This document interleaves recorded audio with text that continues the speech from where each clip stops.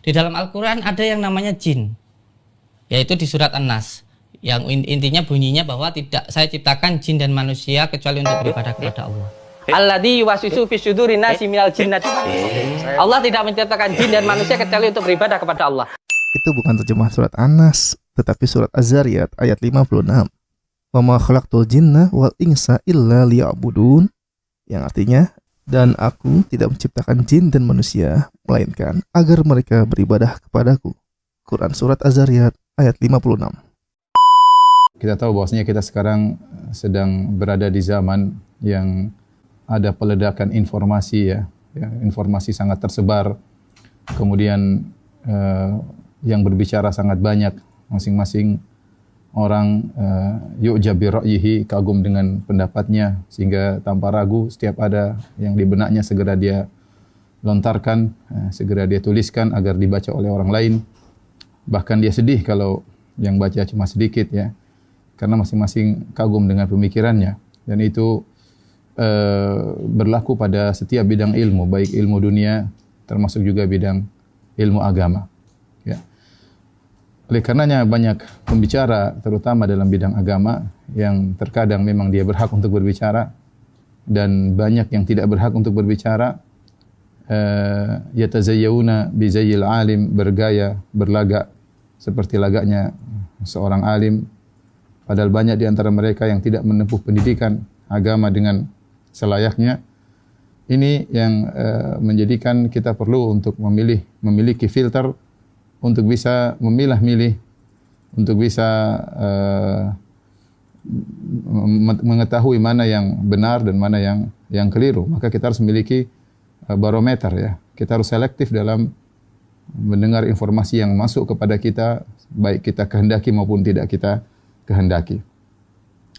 Di zaman dahulu, di zaman Rabi'ah, gurunya Imam Malik, ya, rahimahullahu taala, ya. Imam Malik berkata, akhbarani rajulun, ada seorang menyampaikan kepadaku bahwasanya dia masuk ketemu dengan Rabi'ah bin Abdurrahman, ya. Kemudian dia mendapati fawajadahu yabki, dia mendapati Rabi'ah dalam kondisi menangis. Maka dia bertanya, ma yubkik, apa yang buat kau menangis wahai Rabi'ah? Musibatun dakhalat alaika, apakah kau terkena musibah sehingga kau buat engkau menangis? Faqala la, tidak, aku menangis bukan karena musibah, walakin istuftiya man la ilma lahu wa dhahara fil islami amrun azim, akan tapi ada orang yang diminta fatwa yang tidak punya ilmu, diminta fatwa, ya, beredar di zaman tersebut, ya, di zamannya Imam Malik, ya, dan telah muncul perkara besar dalam Islam. Kemudian Rabi'ah berkata, wala ba'dhu man yuftiha huna ahaqqu bisijni minas surraq.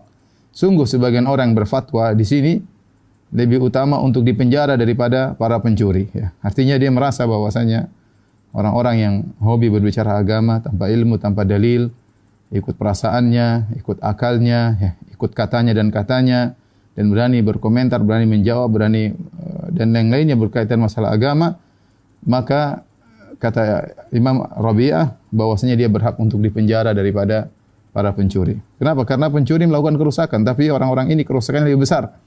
Ya, kerusakan lebih besar karena berkaitan dengan masalah agama, masalah akhirat kaum muslimin, ya. Dan kita tahu bahwasanya justru orang lebih berani berbicara masalah agama daripada masalah dunia, ya. Tidak semua orang berani berbicara masalah fisika. Tidak semua orang berani berbicara masalah kimia. Tidak berani semua orang berbicara masalah medis, ya. Tidak semua orang berani berbicara. Mereka nunggu ahlinya dan pakarnya. Tapi kalau sudah masalah agama, semua orang mau bicara. Semua orang mau bicara. Mau pakar enggak pakar, mereka hobi untuk berbicara, ya, dan kagum dengan pendapatnya. Oleh karenanya di zaman seperti ini kita harus, terutama orang-orang awam, harus selektif, harus memiliki barometer untuk memilah-milih, ya. Kalau dia dapati ada para dai, ya, yang mengajak manusia, masyarakat untuk kembali kepada Al-Quran dan Sunnah, ya, maka itu insya Allah adalah para dai yang benar. Karena Islam dibangun di atas Al-Quran dan Sunnah. Islam dibangun atas Al-Quran dan Sunnah dengan dalil yang sahih. Tapi kalau dia mendapati ada sebagian dai yang menyuruh untuk meremehkan Al-Quran dan Sunnah, apa itu Al-Quran dan Sunnah, apa itu hadis-hadis, apa itu sah, apa itu pemahaman salaf, maka dia waspada, ya. Karena sebenarnya orang-orang yang menyuruh untuk meninggalkan Al-Quran dan Sunnah, meninggalkan pemahaman para salafus saleh, Mereka adalah orang-orang yang ingin mengikis Islam sedikit demi sedikit, ingin menjauhkan kaum muslimin dari sumber pendalilan yang benar.